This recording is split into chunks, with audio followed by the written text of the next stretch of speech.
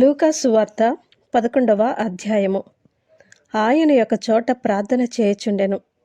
ప్రార్థన చాలించిన తర్వాత ఆయన శిష్యులలో ఒకడు, ప్రభువా, యోహాను తన శిష్యులకు నేర్పినట్టుగా మాకును ప్రార్థన చేయ నేర్పమని ఆయనను అడిగెను. అందుకు ఆయన, మీరు ప్రార్థన చేయనప్పుడు, తండ్రి, నీ నామము పరిశుద్ధపరచబడునుగాక, నీ రాజ్యము వచ్చునుగాక, మాకు కావలసిన అనుదిన ఆహారము దినదినము మాకు దయచేయము, మేము మాకిచ్చియున్న ప్రతి వానిని క్షమించుచున్నాము కనుక మా పాపములను క్షమించుము, మమ్మను శోధనలోనికి తేకము అని పలుకుడని వారితో చెప్పెను. మరియు ఆయన వారితో ఇట్లనెను, మీలో ఎవనికైనా ఒక స్నేహితుడుండగా అతడు అర్ధరాత్రి వేళ ఆ స్నేహితుని యొద్దకు వెళ్ళి, స్నేహితుడా, నాకు 3 రొట్టెలు బదులిమ్ము, నా స్నేహితుడు ప్రయాణము చేయుచు మార్గంలో నా యొద్దకు వచ్చియున్నాడు, అతనికి పెట్టుటకు నా యొద్ద ఏమీయూ లేదని అతనితో చెప్పిన ఎడల, అతడు లోపలనే యుండి, నన్ను తొందర పెట్టవద్దు, తలుపు వేసి ఉన్నది, నా చిన్నపిల్లలు నాతో కూడా పండుకొని ఉన్నారు, నేను లేచి ఇయ్యలేనని చెప్పున, అతడు తన స్నేహితుడైనందున లేచి ఇయ్యకపోయినను, అతడు సిగ్గుమాలి మాటి మాటికి అడుగుట వలనైనను లేచి అతనికి కావలసినవన్నీ ఇచ్చును అని మీతో చెప్పుచున్నాను. అటువలే మీరును అడుగుడి, మీకియ్యబడును, వెదకుడి, మీకు దొరుకును, తట్టుడి, మీకు తీయబడును, అడుగు ప్రతివానికి ఇయ్యబడును, వెదకువానికి దొరుకును, తట్టువానికి తీయబడునని మీతో చెప్పుచున్నాను. మీలో తండ్రి అయిన వాడు తన కుమారుడు చేపనడిగితే చేపకు ప్రతిగా పామునిచ్చిన, గుడ్డినడిగితే తేలునిచ్చిన, కాబట్టి మీరు చెడ్డవారిని యుండియో మీ పిల్లలకు మంచి ఈవులనియ్య నెరిగియుండగా, పరలోకమందున్న మీ తండ్రి తన్ను అడుగువారికి పరిశుద్ధాత్మను ఎంతో నిశ్చయముగా అనుగ్రహించుననెను. ఒకప్పుడు ఆయన మోగదయ్యమును వెళ్ళగొట్టుచుండెను. ఆ దయ్యము వదిలిపోయిన తర్వాత మోగవాడు మాటలాడిన గనుక జనసమూహములు ఆశ్చర్యపడెను. అయితే వారిలో కొందరు, వీడు దయ్యములకు అధిపతి అయిన బయల్జెబూలు వలన దయ్యములను వెళ్ళగొట్టుచున్నాడని చెప్పుకొనిరి. మరికొందరు ఆయనను శోధించుచు పరలోకము నుండి ఒక సూచక క్రియను చూపుమని ఆయనను అడిగిరి. ఆయన వారి ఆలోచన నెరిగి వారితో ఇట్లనెను, తనకు తానే వ్యతిరేకముగా వేరుపడిన ప్రతి రాజ్యమును పాడైపోవును, తనకు తానే విరోధమైన ఇల్లు కూలిపోవును. సాతానును తనకి వ్యతిరేకముగా తానే వేరుపడిన ఎడల వాని రాజ్యం ఎలాగు నిలుచును? నేను బయల్జెబూలు వలన దయ్యములను వెళ్ళగొట్టుచున్నానని మీరు చెప్పుచున్నారే, నేను బయల్జెబూలు వలన దయ్యములను వెళ్ళగొట్టుచున్న ఎడల మీ కుమారులు ఎవని వలన వెళ్ళగొట్టుచున్నారు? అందుచేత వారే మీకు తీర్పరులై యుందురు. అయితే నేను దేవుని వ్రేలితో దయ్యములను వెళ్ళగొట్టుచున్న ఎడల నిశ్చయముగా దేవుని రాజ్యము మీ యొద్దకు వచ్చి ఉన్నది.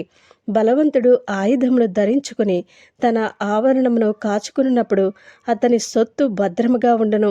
అయితే అతని కంటే బలవంతుడైన ఒకడు అతని పైబడి జయించినప్పుడు అతడు నమ్ముకుని ఆయుధములనన్నింటినీ లాగుకుని అతని ఆస్తిని పంచిపెట్టును. నా పక్షమున ఉండనివాడు నాకు విరోధి, నాతో సమకూర్చనివాడు చెదరగొట్టువాడు.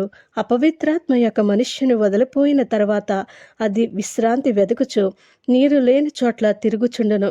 విశ్రాంతి దొరకనందున నేను విడిచి వచ్చిన నా ఇంటికి తిరిగి వెళ్ళిదననుకుని వచ్చి ఆ ఇల్లు ఊడ్చి అమర్చియుండుట చూచి వెళ్ళి తనకంటే చెడ్డవైన మరి 7 అపవిత్ర ఆత్మలను వెంటబెట్టుకుని వచ్చును. అవి అందులో ప్రవేశించి అక్కడనే కాపురముండును. అందుచేత ఆ మనుష్యుని కడపటి స్థితి మొదటి దానికంటే చెడ్డదగనని చెప్పెను. ఆయన ఈ మాటలు చెప్పుచుండగా ఆ సమూహంలోనున్న ఒక స్త్రీ ఆయనను చూచి, నిన్ను మోసిన గర్భమును నీవు కుడిచిన స్తనములను ధన్యములైనవని కేకలు వేసి చెప్పగా, ఆయన అవును గాని దేవుని వాక్యము విని దానిని గైకుని వారు మరి ధన్యులని చెప్పెను. మరియు జనులు గుంపులుగా కూడినప్పుడు ఆయన ఈలాగు చెప్పసాగెను, ఈ తరము వారు దుష్టతరము వారే యుండి సూచక క్రియను అడుగుచున్నారు. అయితే యోనాను గూర్చి సూచక క్రియే గాని మరి ఏ సూచక క్రియయో వీరికి అనుగ్రహింపబడదు. యోనా నినివే పట్టణస్థులకు ఎలాగు సూచనగా ఉండెనో అలాగే మనుష్య కుమారుడును ఈ తరము వారికి సూచనగా ఉండును. దక్షిణ దేశపు రాణి విమర్శాకాలమున ఈ తరము వారితో కూడి లేచి వారి మీద నేరస్థాపన చేయును.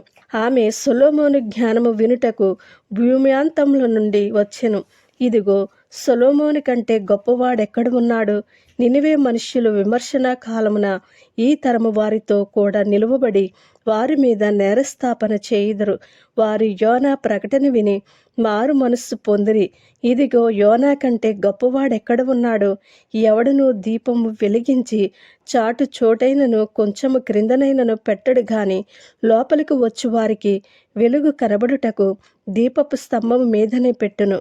నీ దేహమునకు దీపము నీ కన్నే కనుక నీ కన్ను తేటగానుంటే నీ దేహమంతయు వెలుగుమయమయ్యుండును.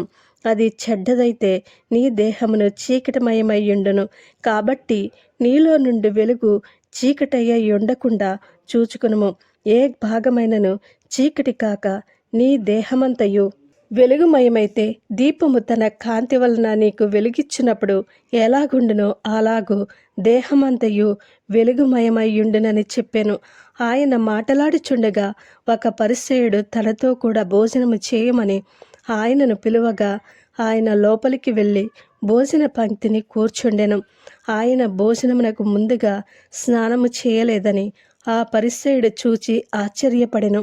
అందుకు ప్రభువిట్లనెను, పరిసయ్యులైన మీరు గిన్నెయు పళ్ళెమును వెలుపల శుద్ధి చేయుదురు గాని మీ అంతరంగము దోపుతోనూ చెడుతనముతోనూ నిండియున్నది. అవివేకులారా, వెలుపలి భాగమును చేసినవాడు లోపటి భాగమును చేయలేదా? కాగా మీకు కలిగినవి ధర్మము చేయడి, అప్పుడు మీకన్నీ శుద్ధిగా ఉండును. అయ్యో పరిసయ్యులారా, మీరు పుదీనా, సదాప మొదలైన ప్రతి కూరలోనూ 10వ వంతు చెల్లించుచున్నారే కానీ న్యాయమును దేవుని ప్రేమను విడిచిపెట్టుచున్నారు. వాటిని మానక వీటిని చేయవలసి ఉన్నది.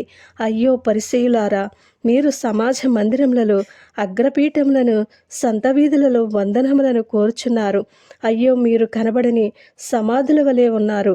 వాటి మీద నడుచు మనుష్యులు అవి సమాధులని ఎరగరనెను. అప్పుడు ధర్మశాస్త్రోపదేశకుడు బోధకుడా ఈలాగు చెప్పి మమ్మును కూడా నిందించుచున్నావని ఆయనతో చెప్పగా ఆయన, అయ్యో ధర్మశాస్త్రోపదేశకులారా, మోయా సఖ్యము కాని బరువులను మీరు మనుష్యుల మీద మోపుదురు కానీ మీరు ఒక వ్రేలితోనైనను ఆ బరువులను ముట్టరు. అయ్యో, మీ పితరులు చంపిన ప్రవక్తల సమాధులను మీరు కట్టించుచున్నారు. కావున మీరు సాక్షులై మీ పితరుల కార్యములకు సమ్మతించుచున్నారు. వారు ప్రవక్తలను చంపిరి, మీరు వారి సమాధులు కట్టించుదురు. అందుచేత దేవుని జ్ఞానము చెప్పినదేమనగా, నేను వారి యొద్దకు ప్రవక్తలను అపోస్తులను పంపుదును.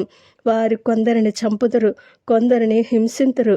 కాబట్టి లోకము పుట్టినది మొదలుకుని అనగా హేబేలు రక్తము మొదలుకుని బలిపీఠమునకును మందిరమునకును మధ్యను నశించిన జకర్యా రక్తము వరకు చిందింపబడిన ప్రవక్తలందరి రక్తము నిమిత్తము ఈ తరము వారు విచారింపబడుదురు.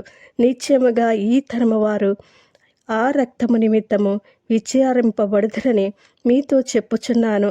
అయ్యో ధర్మశాస్త్రోపదేశకులారా, మీరు జ్ఞానమును తాళపు చెవిని ఎత్తుకుని పోతిరి. మీరును లోపల ప్రవేశించు వారిని అడ్డగింతరని చెప్పెను.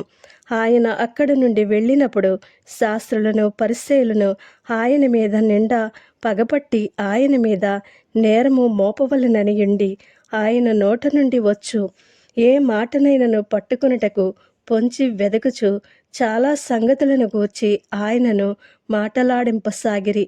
ఆమేన్.